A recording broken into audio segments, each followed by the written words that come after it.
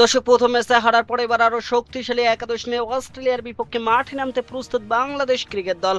Opening এ তানজিদ হাসান তামিম ও সাইফ হাসান থাকলে পরিবর্তন আসতে পারে 3 নম্বর পজিশনে।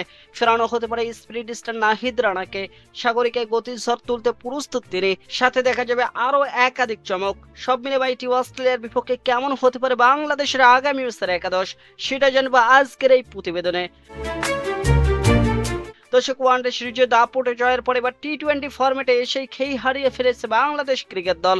চট্টগ্রামের সিরিজের প্রথম ম্যাচে ব্যাটারদের পারফরমেন্স ছিল একেবারে যা ইচ্ছা তাই। কেউ তো তেমন ভাবে দায়িত্ব নিতেই পারেননি। তাই সিরিজ রক্ষার মিশনে এবার বড় সড়ো পরিবর্তন নিয়ে মাঠে নামতে প্রস্তুত টিম টাইগার্স।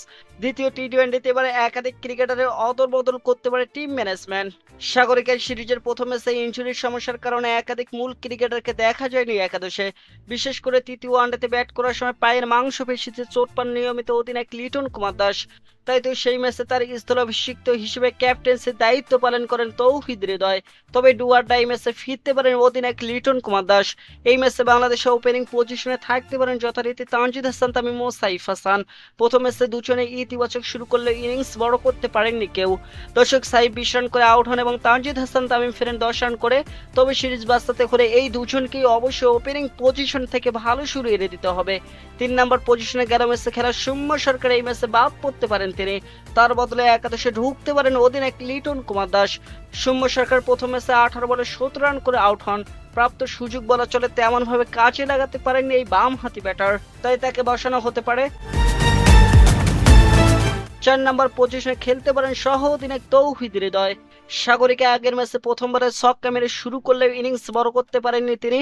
সিরিজ বাঁচাতে হলে মিডল অর্ডারে অবশ্যই তাকে ভালো কিছু দেখাতেই হবে। তার সাথে 4 নম্বর পজিশনে থাকতে পারেন পারভেজ হোসেন এমন। নিউজিল্যান্ডের বিপক্ষে সিরিজে ভালো করলেও অস্ট্রেলিয়ার বিপক্ষে তেমন ভাবে নিজেকে প্রমাণ করতে পারেননি পারভেজ হোসেন এমন। তাই এই ম্যাচে ইমনের উপর বাড়তি দায়িত্ব থাকবে। দর্শক, তার সাথে ফিনিশার হিসেবে টিকে জিতে পারেন শামীম হোসেন পাটোয়ারি। এছাড়া অলরাউন্ডার হিসেবে একাদশে থাকতে পারেন শেখ মাহাদি হাসান। প্রথম ম্যাচে ব্যাট হাতে দলের হয়ে সর্বোচ্চ রানের মালিক ছিলেন তিনি। 22 বলে করেছিলেন 29 রান। এছাড়া বল হাতে নিয়েছিলেন একটি উইকেট। দর্শক, তার সাথে জুটি বাঁধতে পারেন লেগ স্পিনার রিশাদ হোসেন। এদিকে নিচের অভিষেক ম্যাচে জোড়া উইকেট পেলেও বাদ পড়তে পারেন আব্দুল গফফার সাকলাইন। তার বদলে একাদশে ফেরানো হতে পারে স্পিরিট স্টার নাহিদ রানাকে। ক্যারিয়ারে একটি মাত্র আন্তর্জাতিক টি-20 ম্যাচ খেলা নাহিদ রানাকে অস্ট্রেলিয়ার বিপক্ষে দীর্ঘদিন পর ফেরানো হয়েছে এই ফরম্যাটে। তবে প্রথম ম্যাচের সুযোগ হয়নি তার। এবার সিরিজ রক্ষার মিশনে ব্যবহার করা হতে পারে নাহিদ রানাকে। তার সাথে পেস বোলার হিসেবে বাকি দুজন অর্থাৎ মুস্তাফিজুর রহমান ও শরীফুল ইসলাম বহাল থাকতে পারেন।